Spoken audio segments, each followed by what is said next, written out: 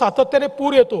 पुराचं पाणी डायव्हर्जन कॅनलनी त्या ठिकाणी दुष्काळी भागात नेण्याच्या योजनेलाही मान्यता मिळाली आणि वर्ल्ड बँकेने 4000 कोटी रुपये देखील त्याला दिले। त्यामुळे लाडकी बहीण योजना ही तर आमची आहेच, ही सोशल सेक्टरची योजना आहे, पण शाश्वत विकासाच्या योजना देखील इतक्या मोठ्या प्रमाणात आम्ही गेल्या तुम्ही लाडकी त्याला लाडका शेतकरी नाव द्यायला पाहिजे होतं ना। लोक बोलतात ना बहीणच लाडकी, काय शेतकरी नाही का? शेतकरी पण लाडका आहे आणि शेतकरी माणूस थोडी असतो, बायका पण असतात, त्या लाडक्या बहिणी आहेत ना आमच्या।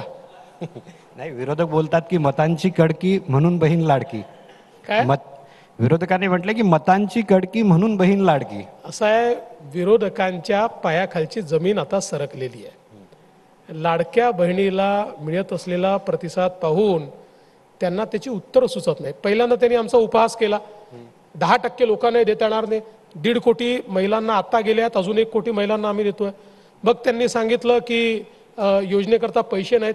आम्ही बजेटमध्ये दाखवलं की योजनेकरता पैसे कसे ठेवलेले आहेत पूर्णपणे, आणि बाकी सगळं म्हणजे कुठेही बाबा डेफिसिट मोठं करून वगैरे नाही, आम्ही कसे पैसे ठेवलेत हे दाखवलं। आता शेवटी हे लोक कोर्टामध्ये गेले आहेत। आपण बघा, पहिल्यांदा मुंबईच्या कोर्टात गेले, त्या ठिकाणी हरले, आता नागपूरला पुन्हा हायकोर्टमध्ये गेले। तर हायकोर्टमध्ये गेलेले कोण आहेत? श्री अनिल वडपल्लीवार, जे आमच्या नागपूरचेच आहेत। हे कोण आहेत?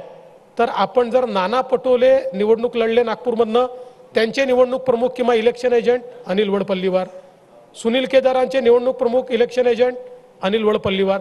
याच्या आधी काँग्रेस जितके वेळा नागपुरातनं इलेक्शन लढली त्यातल्या मॅक्सिमम वेळी काँग्रेसचे इलेक्शन एजंट असतात अनिल वडपल्लीवार, आणि हे कोर्टामध्ये गेले आहेत।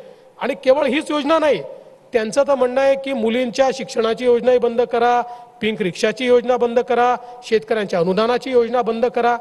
म्हणजे आता निवडणुकीमध्ये पायाखालची वाळू सरकल्यानंतर कोर्टाचा आधार घेऊन या ठिकाणी ज्या महिलांकरता, लाडक्या बहिणींकरता योजना चाललेल्या आहेत त्या बंद करण्याचा यांचा प्रयत्न आहे। पण आम्ही देखील सांगितलं आहे की आम्ही चांगल्यात चांगले वकील उभे करू, आणि शेवटी हा सरकारचा पॉलिसी डिसिजन आहे। नॉर्मली पॉलिसी डिसिजनमध्ये कोर्ट इंटरफिअर करत नाही, आम्ही कोर्टाला ते दाखवून देऊ। पण माझा सांगण्याचा उद्देश आहे, यांचे खायचे दात काय आणि दाखवायचे दात काय हे यातनं दिसत आहे।